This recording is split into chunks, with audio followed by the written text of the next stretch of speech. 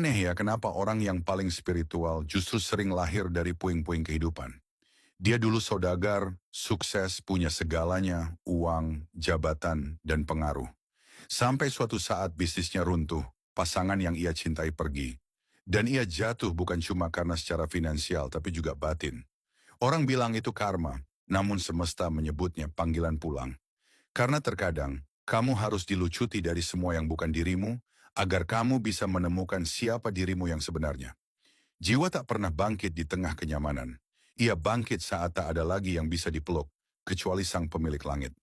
Banyak orang baru mengenal makna saat kehilangan harta. Baru belajar mencintai diri sendiri setelah ditinggalkannya. Paham arah hidup saat jabatan dicabut.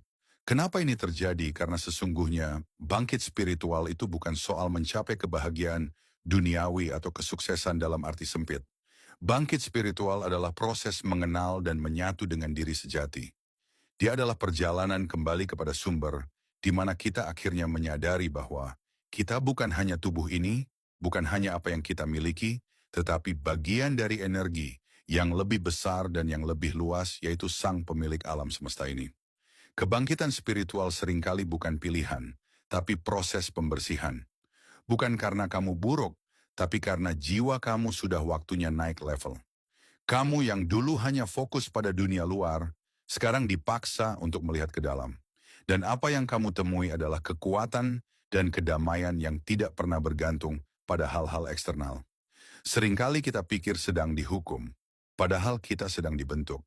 Kekayaan, jabatan, harta, hubungan semua itu hanya lapisan luar dari apa yang ada di dalam diri kita. Dan ketika lapisan itu runtuh, apa yang tersisa adalah diri sejati yang lebih terhubung dengan sang pemilik alam. Ini adalah panggilan untuk mengenal diri yang lebih dalam, untuk kembali ke pusat, untuk merasakan ketenangan yang tidak tergantung pada apa yang dunia berikan.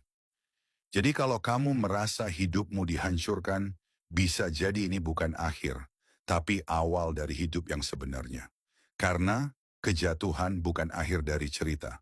Itu hanya cara semesta membuka pintu lain, yaitu yang lebih dalam, lebih jujur, dan lebih bermakna. Mungkin ini saatnya kamu baca ulang blueprint jiwa, mau titik.